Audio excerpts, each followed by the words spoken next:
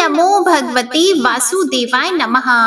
आप सभी का दिन शुभ और मंगलमय हो। आज वैशाख मास का 11वां दिन है। आज दिनांक है 12 अप्रैल और दिन है रविवार। आज का वैशाख मास महात्म्य अध्याय प्रारंभ करने से पहले आपको सुनाते हैं भगवान सूर्य देव की कथा। एक बार एक ब्राह्मण था। वह सूर्य भगवान का परम भक्त था। वह रोजाना नहाता धोता कहानी कहता और सूर्य देव की पूजा करता, पर वह ब्राह्मण कमाई के नाम पर कुछ भी नहीं करता था। ब्राह्मण घर में रहता तो ब्राह्मणी बार बार कमाने के लिए परेशान करती और अगर कहीं बाहर जाता तो पड़ोसी उसे निकम्मा कहकर चिढ़ाते थे। तो उन सबके ताने सुन सुनकर वह ब्राह्मण परेशान हो गया और एक दिन वह सुबह नहा धोकर अपने पूजन की सामग्री लेकर जंगल में चला गया और वहां पर एक सूखे पीपल के पेड़ के नीचे बैठकर पूजा पाठ करने लगा। पूजा पाठ करने के बाद में सूर्य भगवान की कथा कही और वहीं पीपल के पास एक सूखा तालाब भी था। उसमें थोड़ा सा पानी था तो वह उस पानी से लोटा भरकर सूर्य भगवान को जल चढ़ाया। जैसे ही ब्राह्मण ने सूर्य देव को जल चढ़ाया तो वह पूजा का जल बहकर पीपल और सूखी तलाई में आ गया। जल के वहां जाते ही सूखा हुआ पीपल हरा भरा हो गया और जो सूखी हुई तलाई थी वह साफ पानी से भर गई। उस जल में सूर्य भगवान दिखाई देने लगे और ब्राह्मण से कहने लगे कि ब्राह्मण तू मांग, क्या मांगता है? तो ब्राह्मण ने यह सुना तो वह तो डर गया और सोचने लगा कि पीपल में लगता है कोई भूत रहता है। रोज जब वह पूजा करता तो उसे वही आवाज आती। तो सुन सुनकर चिंता के कारण वह ब्राह्मण तो बिल्कुल ही दुबला पतला हो गया। तब एक दिन ब्राह्मणी ने सोचा कि ब्राह्मण को गए हुए कितने दिन हो गए, चलो आज जाकर उनकी खोज खबर लेकर आती हूँ। तो यह सोचकर ब्राह्मणी भी जंगल में आई। तो जैसे ही ब्राह्मणी ने ब्राह्मण को देखा तो आश्चर्यचकित हुई और पूछने लगी कि आपको यह क्या हो गया है? आप इतने दुबले पतले कैसे हो गए हैं? तो ब्राह्मण ने सारा हाल बताया। सुनकर ब्राह्मणी ने ब्राह्मण को कहा कि आपके जल चढ़ाने के बाद में यह आवाज आती है तो मुझे तो लगता है कि स्वयं सूर्य भगवान आते हैं। कल अगर आपको फिर से वही आवाज सुनाई दे तो सब कुछ मांग लेना। तो ब्राह्मण ने कहा कि कैसे मांगू, मुझे तो कुछ मांगना ही नहीं आता। ज्यादा कुछ कहना होगा तो मैं तो भूल जाऊंगा। तो मुझे कोई ऐसी तरकीब बताओ जिससे कम शब्दों में ज्यादा मिल जाए। तो ब्राह्मणी कहने लगी कि तुम इस प्रकार से कहना कि 9 खंडे के महल के अंदर सोने के पालने में पड़पोते को दास दासियों द्वारा खिलाते अपनी आंखों से देखूं। इस प्रकार लंबी उम्र, महल, बेटे, पड़पोते, बहुएं, धन सब कुछ मिल जाएगा। तो ब्राह्मण सुनकर कहने लगा कि मुझे तो समझ में ही नहीं आया। तो ब्राह्मणी कहने लगी कि धन होगा तभी तो सोने का पालना, दास दासियां होंगी। आंखें घुटने ठीक हो गए तो ही अपने पड़पोते को सोने के पालने में झूला झूला सकेंगे और देख सकेंगे। बेटे और बहू होंगे तो ही पड़पोते के दर्शन होंगे। तो यह सुनकर ब्राह्मण ने कहा, हाँ ठीक है, अब मुझे सब कुछ समझ में आ गया है। दूसरे दिन जैसे ही ब्राह्मण ने स्नान करके पूजा पाठ करके सूर्य देवता को अर्घ दिया तो आवाज आई। ब्राह्मण ने वैसा ही कहा जैसा ब्राह्मणी ने समझाया था। तो सूरज भगवान ने कहा कि देखने में तो भोला लगता है, फिर भी एक बार में सब कुछ मांग लिया। फिर भी तुमने जो मांगा है वह तुम्हें अवश्य मिलेगा। जा, तेरी हर इच्छा पूरी होगी। तो ब्राह्मण इस तरह का आशीर्वाद पाकर खुशी खुशी घर की तरफ चल पड़ा। घर आया तो देखा कि टूटी फूटी झोपड़ी की जगह एक 9 खंडा महल खड़ा था।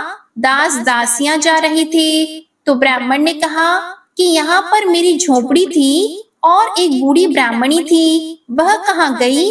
उसी समय महल से एक सुंदर औरत गहनों से और सुंदर कपड़ों से सजी हुई बाहर निकलती है और ब्राह्मण से कहती है कि आ जाओ स्वामी, यह अपना ही घर है। सूर्य भगवान ने तुम्हारी सारी मनोकामनाएं पूर्ण कर दी हैं। तो ब्राह्मण ने कहा कि हम इतने धन का क्या करेंगे? तो ब्राह्मणी ने कहा कि धन से क्या नहीं होता, दान पुण्य करेंगे, यज्ञ करेंगे, होम करेंगे, भूखों को भोजन करवाएंगे, प्याऊ लगवाएंगे, धर्मशाला बनवाएंगे। तो ब्राह्मण ने ब्राह्मणी के कहे अनुसार वैसा ही किया।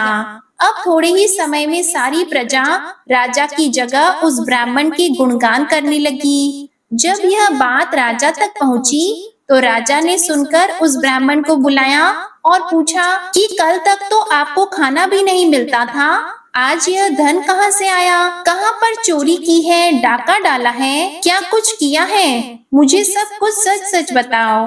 तो ब्राह्मण ने कहा कि महाराज, मैंने ना तो चोरी की है और ना ही डाका डाला है, ये तो सब सूर्य भगवान की कृपा से मुझे प्राप्त हुआ है। यह कहकर ब्राह्मण ने सारी बात राजा को बता दी। तो राजा ने कहा कि हे ब्राह्मण देवता, मेरे पुत्र नहीं है, अब तुम मुझे बताओ कि मुझे क्या करना चाहिए। तो ब्राह्मण ने राजा को सूर्य भगवान की पूजा विधि बताई। तो राजा ने भी वैसा ही किया।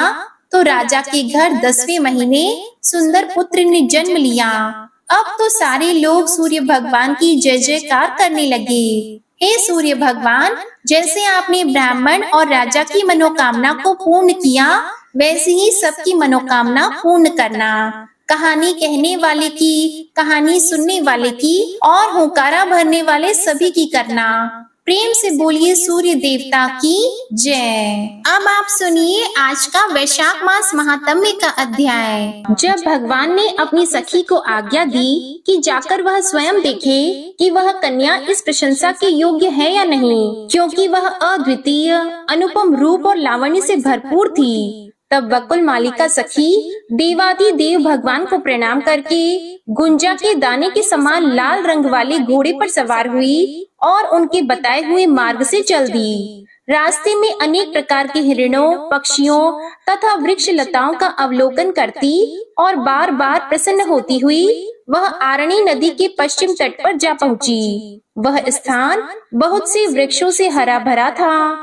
वह अगस्त्येश्वर के समीप अपने लाल घोड़े से उतरकर वकुलमाला स्नान तथा जलपान करके नदी के तट पर विश्राम करने लगी। इतने में ही राजभवन से बहुत सी स्त्रियां देवता के पास वहां आई। वे सब की सब पद्मावती की सखियां थीं। उन्हें देखकर वकुल मालिका उनके पास गई और इस प्रकार बोली, सुंदरियों, तुम कौन हो? तुम्हारे आभूषण और हार तो बड़े विचित्र हैं। तुम कहाँ से आई हो और इस स्थान पर आने का तुम्हारा उद्देश्य क्या है? उसकी बात सुनकर सखियों ने मंद मंद मुस्कुराते हुए कहा, हम आकाश राज के रनिवास में रहने वाली स्त्रियां और महाराज की पुत्री पद्मावती की सहेलियां हैं। एक दिन राजकुमारी को आगे करके हम वन में गई थी। वहां उनके लिए फूल तोड़ती हुई सब सखियां एक वृक्ष के नीचे जा बैठी। वहीं हमें एक सुंदर पुरुष का दर्शन प्राप्त हुआ। उनके श्री अंगों की कांति इंद्र नीलमणि के समान श्याम थी। उनका वक्ष स्थल लक्ष्मी जी का निवास जान पड़ता था। मुख पर मंद मंद मुस्कान की छटा छा रही थी। दोनों भुजाएं बहुत ही सुंदर, विशाल और हृष्ट पुष्ट थीं। कटी प्रदेश में शुद्ध पीतांबर शोभायमान था। उन्होंने एक हाथ में स्वर्णमय धनुष और दूसरे में बाण धारण कर रखा था। मस्तक पर सोने का मुकुट चमक रहा था। वे हार और भुजबंद आदि आभूषणों से विभूषित थे। उन्हें देखकर स्वर्ण समान गौर वर्ण वाली हमारी कमल नयनी सखी पद्मावती सहसा बोल उठी, देखो देखो। तब हम सब सखियां उन्हीं की ओर देखने लगीं। इतने में ही वे शीघ्र चले गए। उनके चले जाने पर सखी पद्मावती मूर्छित हो गईं। उसे उसी अवस्था में हम लोग राजभवन में ले गए। पुत्री की ऐसी अवस्था देखकर महाराज ने ज्योतिषी से पूछा, विप्रवर, मेरी पुत्री की ग्रह दशा का फल बताइए। तब बृहस्पति के समान विद्वान ब्राह्मण ने मन ही मन ग्रहों को विचार कर कहा, हे नृपश्रेष्ठ, कोई उत्तम पुरुष आपकी कन्या के पास आया था। उसे ही देखकर राजकुमारी मूर्छित हो गई है। उसी के साथ पद्मावती का विवाह संबंध होगा। राजा से ऐसा कहकर ज्योतिषी जी अपने घर चले गए। तब आकाश राज ने वैदिक ब्राह्मणों को बुलाकर आदर पूर्वक कहा, ब्राह्मणों, आप लोग देव मंदिर में जाकर वेद मंत्रों के साथ शंकर जी का महाअभिषेक कीजिए। उनको ऐसा आदेश देकर महाराज ने हमें बुलाया और इस प्रकार कहा, कन्याओं, तुम भगवान के महाअभिषेक की सामग्री जुटाओ। राजा की यह आज्ञा पाकर हम सब सखियां देव मंदिर में आई हैं। हे सुभगे, अब तुम हमें अपना परिचय दो। कहाँ से या किसके काम से यहाँ आगमन हुआ है, या यहाँ से कहाँ जाने का तुम्हारा विचार है? जान पड़ता है इस दिव्य घोड़े पर आरूढ़ होकर तुम देवलोक से आई हो। सखियों से इस प्रकार पूछने पर वकुल मालिका को बड़ा हर्ष हुआ। उसने मधुर वाणी में कहा, मैं वेंकटाचल से इस घोड़े पर सवार होकर आई हूँ और महारानी धरणी देवी से मिलना चाहती हूँ। क्या राजभवन में महारानी के दर्शन हो सकते हैं? उसकी यह बात सुनकर उन कन्याओं ने कहा, शुभे, तुम हमारे साथ धरणी देवी का दर्शन कर सकती हो। तब वकुल मालिका उन कन्याओं के साथ राजभवन में आई। उधर धरणी देवी ने अंतःपुर में जाकर अपनी पुत्री से कहा, बेटी, तुम्हारा कौन सा कार्य करूं? तुम्हें कौन सी वस्तु प्रिय लगती है? माता के इस प्रकार पूछने पर मनस्वी कन्या पद्मावती ने मंद स्वर में कहा, हे अम्बे, संसार में जो सबसे अधिक सुख देने वाला है, साधु संतों के मन को भी जो परम प्रिय लगता है, ब्रह्मा आदि देवता भी जिसके दर्शन की इच्छा रखते हैं, जो सबसे महान और सर्वत्र व्यापक है, तेजस्वी पदार्थों में भी सर्वाधिक तेजस्वी है, देवताओं का भी देवता है, श्रेष्ठ भक्तों को ही जो इस लोक में सुलभ है तथा अभक्तों को जिसकी प्राप्ति कभी नहीं होती, उसी वस्तु में मेरा मन लग रहा है। माता, वह भक्तों को संपूर्ण कामनाएं देने वाला है। तुम मेरे लिए उसी वस्तु की खोज कराओ। तब धरणी बोली, सुलोचनी, उसके भक्तों का लक्षण बतलाओ जिनके लिए वह संसार में सुलभ है। तब पद्मावती कहने लगी, उनके मनोरम लक्षणों का वर्णन करती हूँ, सुनो। वे वेदों के स्वाध्याय में तत्पर होकर सदा वैदिक कर्म का अनुष्ठान करते हैं, सत्य बोलते हैं, दूसरों के दोषों को कभी नहीं देखते, पराई निंदा से दूर रहते हैं, दूसरों के धन का अपहरण नहीं करते, पराई स्त्रियां कितनी ही सुंदरी क्यों न हो, वे न तो उनकी याद करते हैं, न उनकी ओर देखते हैं और न कभी उनका स्पर्श ही करते हैं। ऐसे सदाचारी महात्माओं को ही तुम वैष्णव जानो, जो सब प्राणियों के प्रति दया भाव से युक्त होकर सबके हित में संलग्न रहते हैं तथा देवेश्वर विष्णु के गुणों का गान करते हैं। उनको निश्चय ही भगवान का भक्त समझो। जिस किसी वस्तु से भी जो संतुष्ट रहते, अपनी ही स्त्री के प्रति अनुराग रखते तथा राग, भय और क्रोध से दूर रहते हैं, उन पुरुषों को तुम भगवान विष्णु का भक्त जानो। जो ऐसे लक्षणों से युक्त हैं, वे ही वैष्णव माने गए हैं। ऐसे सदाचारी भक्तों को ही उन परमात्मा की प्राप्ति होती है। उन्हीं परमेश्वर में मेरा प्रेम हो गया है, मेरा मन उन्हीं से मिलना चाहता है। हे माता, भगवान विष्णु के सिवा और किसी वस्तु की मुझे कोई इच्छा नहीं है। मैं श्याम सुंदर भगवान विष्णु का स्मरण करती हूँ, उन्हीं के हरि, अच्युत आदि नाम लेती हूँ और उन्हीं के सहारे जीवन धारण करती हूँ। इसलिए जिस प्रकार उनसे संबंध हो सके वैसा उपाय सोचो। माता से ऐसा कहकर दयनीय दशा को पहुंची हुई कमल सदृश मुख वाली पद्मावती चुप हो गई। पुत्री की बातें सुनकर धरणी देवी यह सोचने लगी कि भगवान विष्णु कैसे प्रसन्न होंगे। इसी समय अगस्त्येश्वर की पूजा करके पूर्वोक्त कन्याएं वकुल मालिका के साथ धरणी देवी का दर्शन करने के लिए आईं। महारानी धरणी ने घर पर पधारे हुए ब्राह्मणों को उत्तम भोजन देकर उनका स्वागत सत्कार करके वस्त्र और आभूषणों सहित पर्याप्त दक्षिणा दी तथा अपनी मनोरथ की सिद्धि के लिए आशीर्वाद लेकर उन सबको विदा किया। इसके बाद वहां आई हुई मनस्विनी कन्याओं से पूछा, बताओ यह श्रेष्ठ कन्या कौन है? तुम लोगों से इसका साथ कहाँ हुआ है? इस राजभवन में यह किस लिए आई है? मुझे तो यह कोई पूजनीय देवी प्रतीत होती है। तब कन्याएं बोली, महारानी, यह देवी वास्तव में दिव्यांगना है और किसी कार्य से आपके ही पास आई है। देवालय में भगवान शंकर के समीप हम लोगों से यह मिली है और हमारे पूछने पर इसने बताया कि मैं पूजनीय महारानी से मिलने आई हूँ। तब हमने कहा, तुम हमारे ही साथ चलो, हम महारानी की दासियां हैं और अभी राजमहल में चलेंगी। इस प्रकार यह आपके पास आई हैं। अब आप ही पूछें इसके आगमन का क्या उद्देश्य है। तब धरणी देवी ने पूछा, तुम कहाँ से आई हो, मुझसे तुम्हें क्या काम है, सच सच बताओ। तब बकुल मालिका बोली, महारानी मैं वेंकटाचल से आई हूँ, मेरा नाम बकुल मालिका है। हमारे स्वामी भगवान नारायण सदा श्री वेंकटाचल में निवास करते हैं। एक दिन वे हंस के समान श्वेत और मन के समान वेगशाली अश्व पर सवार होकर वेंकट गिरी के पास ही वन में शिकार खेलने के लिए गए और एक वन से दूसरे वन में विचरते हुए आरणी नदी के तट पर जा पहुँचे। वहाँ घोड़े से उतरकर वे नदी के सुंदर तट पर भ्रमण करने लगे। उसी समय उन्होंने फूल तोड़ती हुई कुछ सुंदरी कन्याओं को देखा।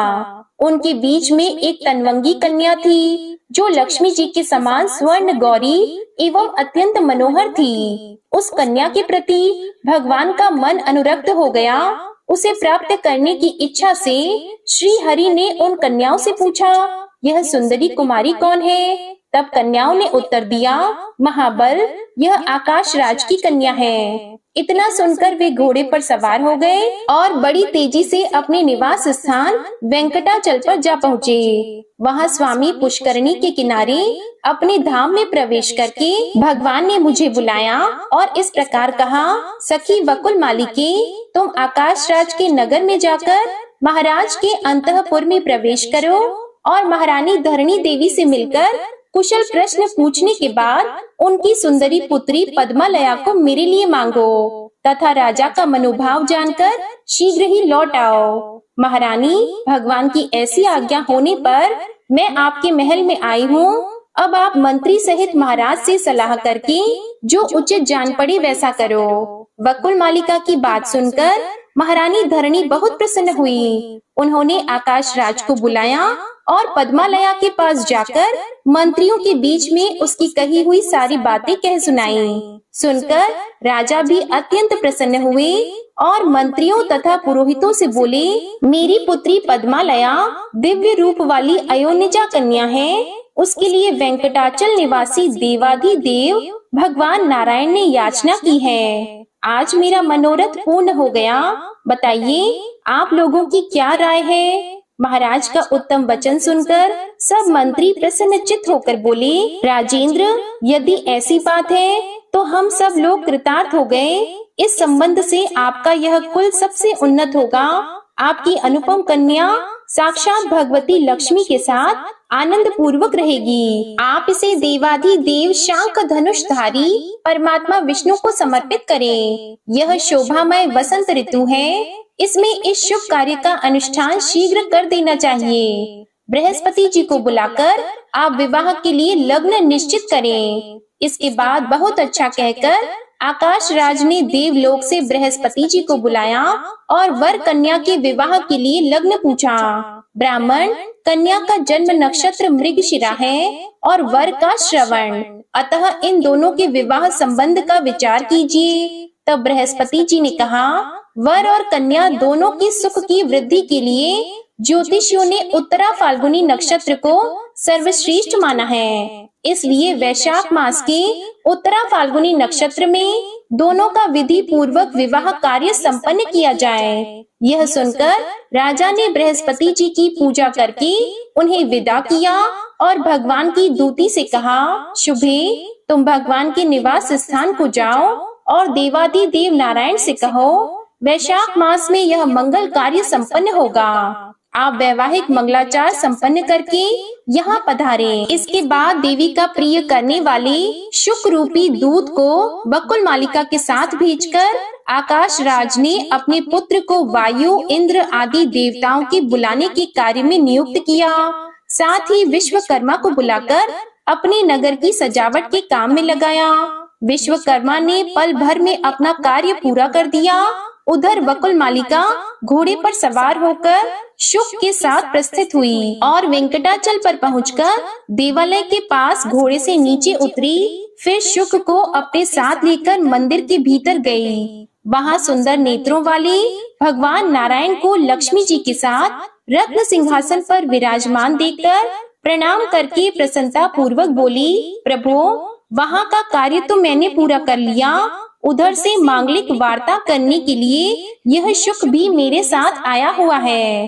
तब भगवान की आज्ञा पाकर शुक ने उन्हें प्रणाम किया और इस प्रकार कहा, माधव, भूमि कन्या पद्मावती ने आपके पास यह संदेश भेजा है कि मुझे अंगीकार कीजिए। रमापते, मैं आपके ही नाम लेती हूँ, आपके ही स्वरूप का सदा स्मरण करती हूँ। मधुसूदन, आपकी प्रसन्नता के लिए ही मैं सब कार्य करती हूँ। मेरे इस काम में पिता और माता की भी सम्मति है। देवेश, मुझ पर कृपा करके मुझे अंगीकार कीजिए। शुक का यह प्रिय वचन सुनकर श्री हरि ने कहा, शुक, जाओ और पद्मालया से इस प्रकार कहो, देवी, श्री नारायण देव ने कहा है कि मैं देवताओं को साथ लेकर मंगलमय विवाह कार्य संपन्न करने के लिए अवश्य आऊंगा। भगवान का यह वचन सुनकर और प्रसाद रूप से उनकी दी हुई वनमाला लेकर शुक शीघ्र ही आकाश राज की कन्या के पास लौट गया।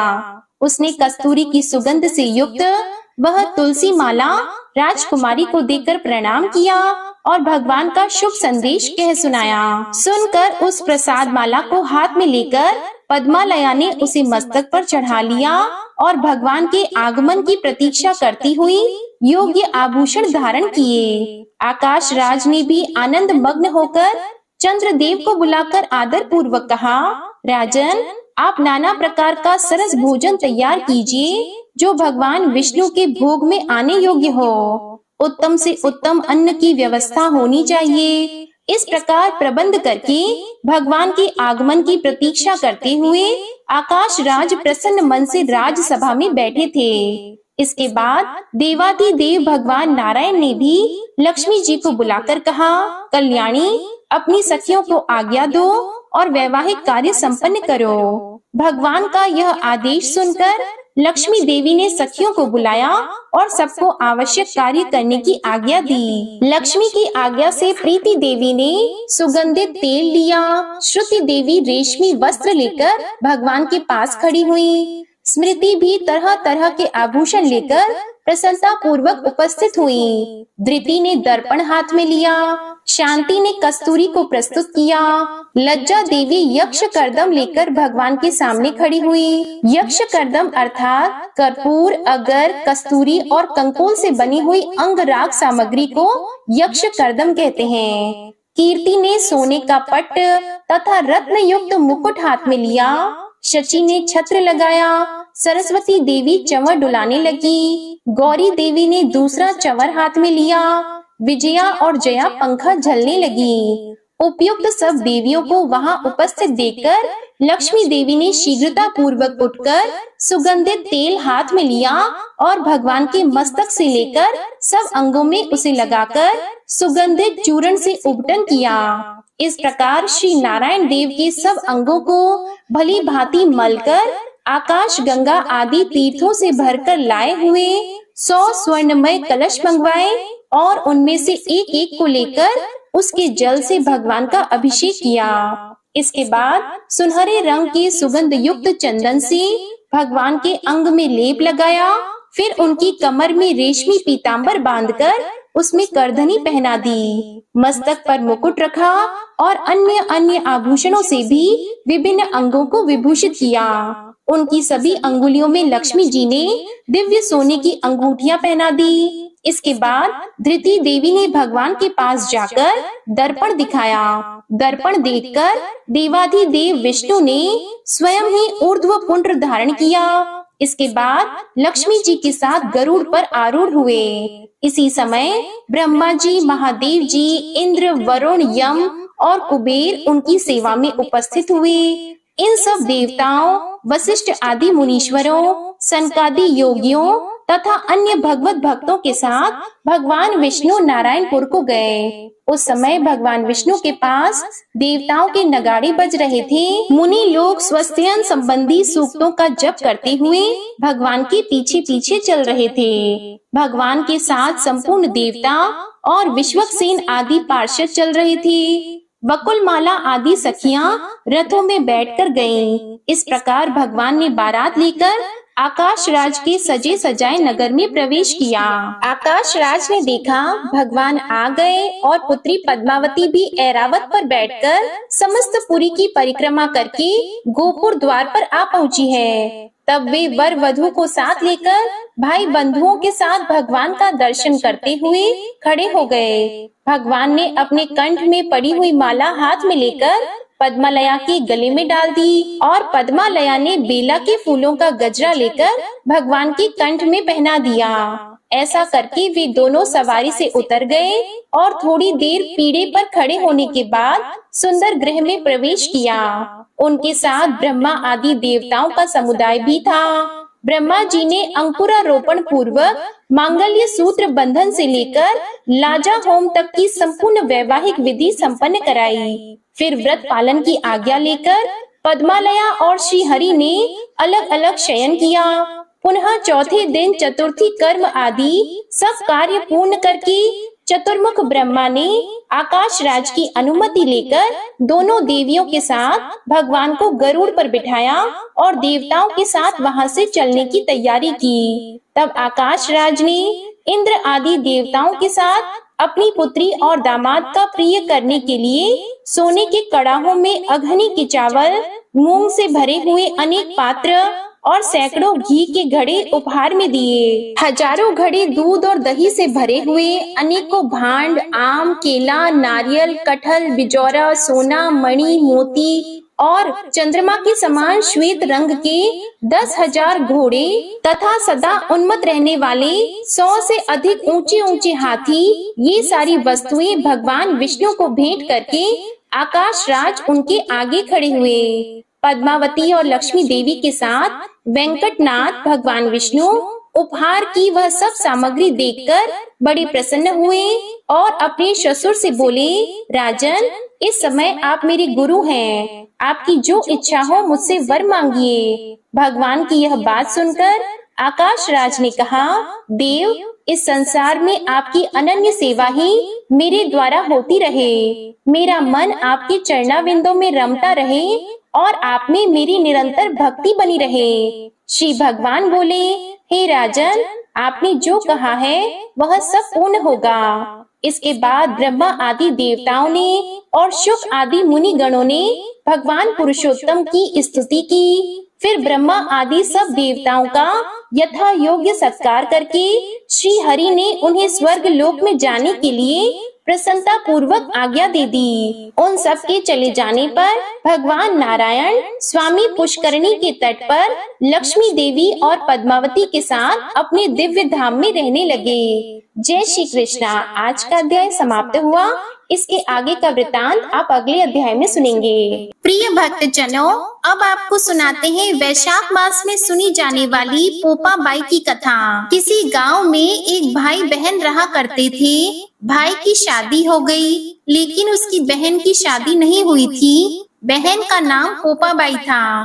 पोपा बाई भगवान की परम भक्त थी। वह हमेशा पूजा पाठ में लगी रहती थी। एक दिन उसके भाई भाभी ने उसे शादी करने के लिए कहा तो उसने मना कर दिया और कहा कि भैया भाभी, मैं शादी नहीं करवाऊंगी और ना ही आज के बाद से आपके साथ रहना चाहती हूँ। आप ऐसा करो, मेरे लिए गांव से बाहर एक झोपड़ी बनवा दो, मैं उसी में रहकर अपना जीवन व्यतीत कर लूंगी। तो उसका भैया कहने लगा कि बहन, मैं तुम्हें गांव से बाहर अकेली को कैसे छोड़ सकता हूँ। तो वह कहने लगी, भैया आप मेरी चिंता मत करो, मुझे तो भगवान की भक्ति करनी है और मैं आपके साथ रहूंगी। तो आपको हमेशा यह लगेगा कि आपने मेरी शादी नहीं की और मैं शादी नहीं करना चाहती हूँ।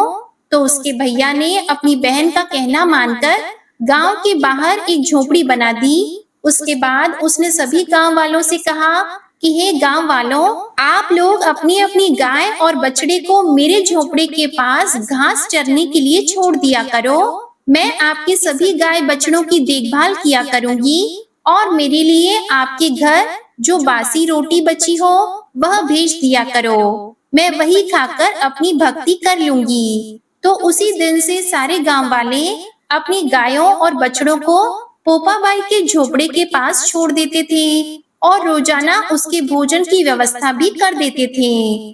तो पोपा बाई सुबह शाम अपनी भक्ति करती, दिन में गाय और बछड़ों को चराती, उनकी देखभाल करती। एक समय की बात है कि एक राजा वहां से होकर गुजर रहा था, तो उसकी नजर उस झोपड़ी पर पड़ गई।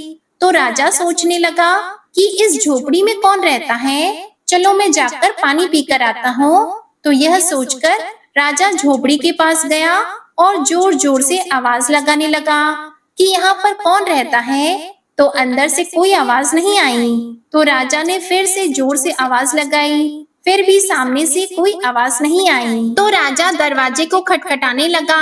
दरवाजा खटखटाने की आवाज सुनकर पोपा बाई ने अंदर से ही कहा कि कौन है, बार बार दरवाजा क्यों खटखटा रहे हो, क्या काम है तुम्हें? तो राजा ने उत्तर दिया कि मैं इस देश का राजा हूँ, तुम कौन हो और यहाँ पर अकेली क्या कर रही हो? तो उसने कहा कि मेरा नाम पोपा बाई है और मैं भगवान की भक्ति करती हूँ। मेरा नियम है कि मैं किसी भी पुरुष का मुंह नहीं देखती हूँ। तो राजा बोले कि मैं तो इस देश का राजा हूँ और यहाँ पर मेरा ही हुक्म चलता है। मैं तो आपके साथ विवाह करना चाहता हूँ, आप मेरे सामने आओ।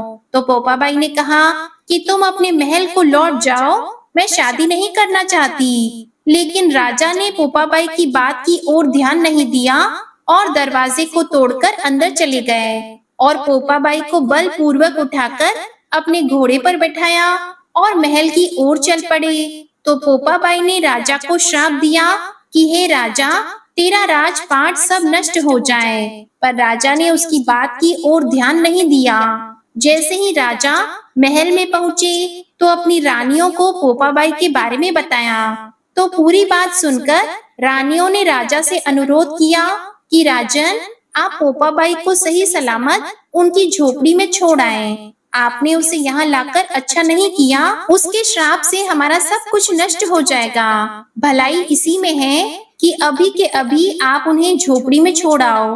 तो राजा ने जाकर पोपा बाई से कहा कि तुम चलो मेरे साथ, मैं तुम्हें तुम्हारी झोपड़ी पर छोड़ कर आता हूँ। तो ऐसा कहकर पोपा बाई को घोड़े पर बिठाया और उसकी झोपड़ी की ओर चल पड़े। चलते चलते रास्ते में पाप की नदी आई और राजा उसमें डूब गया। पोपा बाई की भी उसी समय मृत्यु हो गई। मृत्यु के बाद पोपा बाई धर्मराज के दरबार में पहुंची तो धर्मराज ने उसे स्वर्ग का राज दे दिया।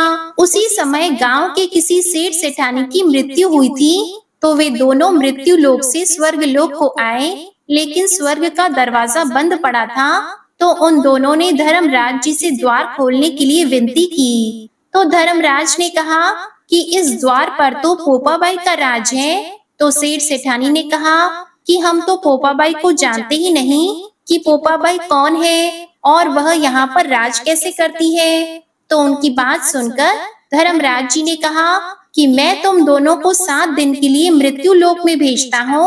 वहां जाकर तुम 8 खोपरा राई से भरकर 5 कपड़ा ऊपर रखकर कहानी सुनना और फिर उसका उद्यापन करना और इस प्रकार कहना कि राज है पोपा बाई का, लेखा लेगी राई राई का। कहा जाता है कि उसी दिन से पोपा बाई की कहानी कही और सुनी जाती है। प्रेम से बोलिए पोपा बाई की जय। अब सुनते हैं धर्मराज जी की कहानी। एक नगर में 2 सेठानियां रहती थी। एक के घर में बहुत सारा धन था, पर वह बहुत ही कंजूस थी। दूसरी के पास धन थोड़ा कम था, पर मन से वह बहुत ही अमीर थी। वह रोजाना सुबह जल्दी उठती, गंगा स्नान करती, तुलसी माता बड़ पीपल सींचती, भगवान के मंदिर जाकर भगवान की पूजा करती, धर्मराज जी सूरज भगवान की कहानी सुनती, भगवान के भोग लगाकर ब्राह्मणों को जिमाती, गाय और कुत्ते के लिए ग्रास निकालती। लेकिन जब दूसरी सेठानी इस धर्मात्मा को देखती तो हंसकर कहने लगती कि तुम पता नहीं दिन भर क्या करती रहती हो। तो वह कहती, बहन पूजा पाठ करना हर औरत का धर्म होता है। मैं तो कहती हूँ कि तुम भी सुबह जल्दी उठकर स्नान करके पूजा पाठ किया करो। तो दूसरी सेठानी कहती है कि पूजा पाठ तो तुम भी खूब करती हो, पर इसके बदले तुम्हें क्या मिला? कभी अपने आप को देखा है? सूख कर कांटा हो गई हो और मैं कुछ नहीं करती हूँ, देखो मैं कैसी हट्टी कट्टी हूँ। मैं तो कहती हूँ पूजा पाठ में कुछ भी नहीं पड़ा। मेरे पास तो खूब सारा धन है और तुम्हारे पास कुछ भी तो नहीं है। तो धर्मात्मा सेठानी कुछ नहीं बोली और अपनी पूजा पाठ नियम से करती रही। ऐसा करते करते समय बीतता गया। समय के साथ दोनों बूढ़ी हो चली थी। फिर एक दिन भगवान के घर से बुलावा आ गया तो यमराज के दूत उन्हें लेने के लिए आए। तो धर्मात्मा सेठानी के लिए यमराज जी ने विमान भेजा और दूसरी सेठानी को मारते पीटते हुए ले जाने लगे। तो थोड़ी दूर चलने पर वह सेठानी कहने लगी कि मुझे भूख लगी है।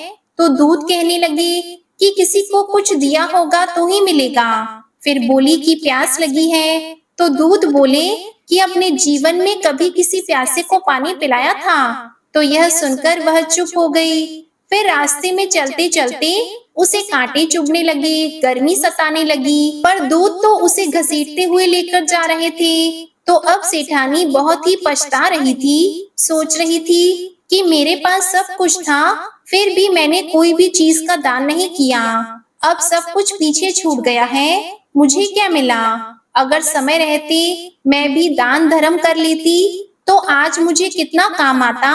और दूसरी ओर धर्मात्मा बुढ़िया को भगवान के पास सिंहासन मिला और वह उस पर बैठ गई। नास्तिक सेठानी को ले जाकर तपते हुए कुंड में डाल दिया। अब सेठानी यमराज से बोली कि मुझे 1.25 पहर का जीवन दे दो, मैं वापस आकर दंड भोग लूंगी। तो यमराज ने कहा कि ठीक है। तो सेठानी के शरीर में प्राण वापस डाल दिए। संसार में आते ही सेठानी ने पंडितों को बुलाकर धर्मराज जी की कथा सुनी और सब तरह से दान धर्म किया। इतने में 1.25 पहर का समय पूरा हो गया। अब की बार उसके लिए विमान आया। 1.25 पहर के दान धर्म से ही सेठानी को स्वर्ग का वास मिला। हे धर्मराज जी, जैसी कृपा आपने सेठानी पर की वैसी ही सब पर करना। जो दान करे, गरीबों की सहायता करे और आपकी इस कथा को पूरी श्रद्धा भाव से सुने, उसकी सारी मनोकामनाएं पूर्ण करना। प्रेम से बोलो धर्मराज जी की जय। अब आप सुनिए विष्णु चालीसा का पाठ। विष्णु सुनिए विनय सेवक की चितलाए, कीरत कुछ वर्णन करो दीजिए ज्ञान बताए। नमो विष्णु भगवान खरारी, कष्ट नशावन अखिल बिहारी।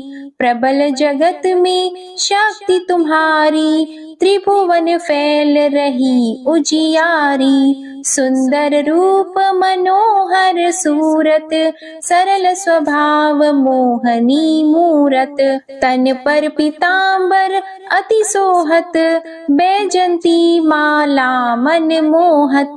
शंख चक्र कर गदा विराजे, देखत दैत्य असुर दल भाजे।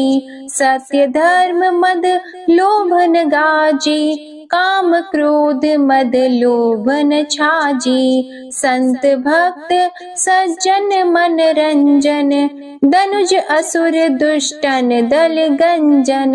सुख उपजाए कष्ट सब भंजन, दोष मिटाय करत जन सज्जन। पाप काट भव सिंधु उतारण, कष्ट नाश कर भक्त उबारण। करत अनेक रूप प्रभु धारण, केवल आप भक्ति के कारण। धरणी धेनु बन तुम ही पुकारा, तब तुम रूप राम का धारा। भार उतार असुर दल मारा, रावण आदिक को संहारा।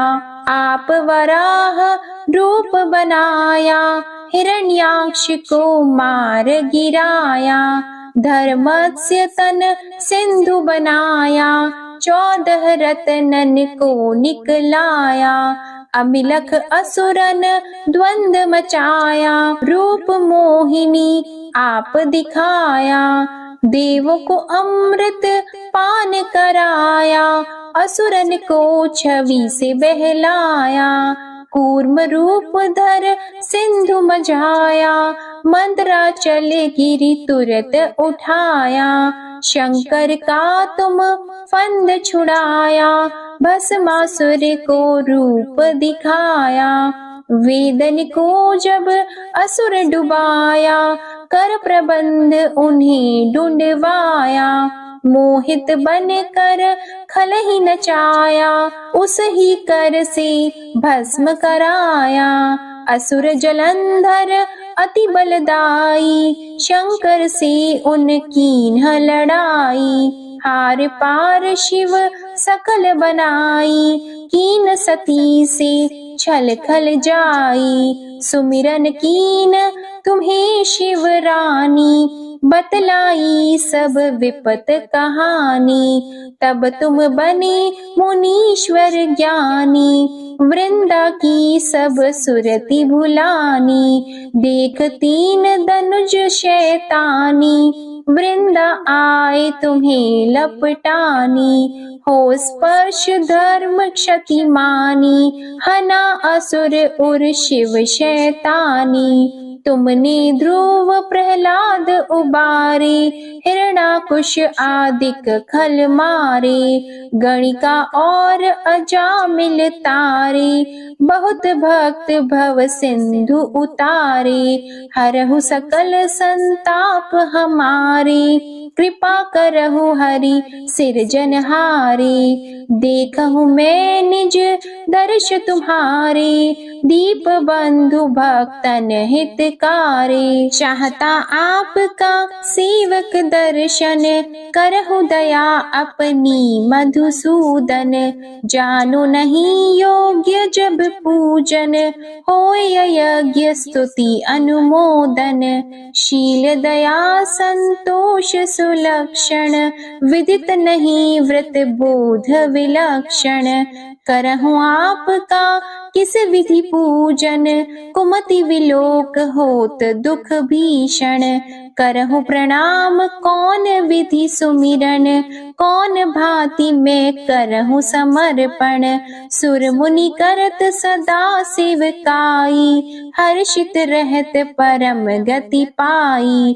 दीन दुखिन पर सदा सहाई, निज जन जान लेव अपनाई। पाप दोष संताप नशाओ, भव बंधन से मुक्त कराओ। सुत संपत्ति दे सुख उपजाओ, निज चरणन का दास बनाओ। निगम सदा ये विनय सुनावे, पढ़े सुने सो जन सुख पावे। श्री विष्णु चालीसा समाप्त होती है। प्रेम से बोलिए भगवान विष्णु और माता लक्ष्मी की जय। आपको आज की कथा पसंद आए तो वीडियो को लाइक कीजिएगा, शेयर कीजिएगा, कमेंट में भगवान विष्णु जी और माता लक्ष्मी जी की जय लिखिएगा और चैनल को भी सब्सक्राइब करिएगा। इसी के साथ आज आप हमारे चैनल पर रविवार की व्रत कथा भी जरूर सुनिएगा। प्रेम से बोलिए जय श्री राधे कृष्णा।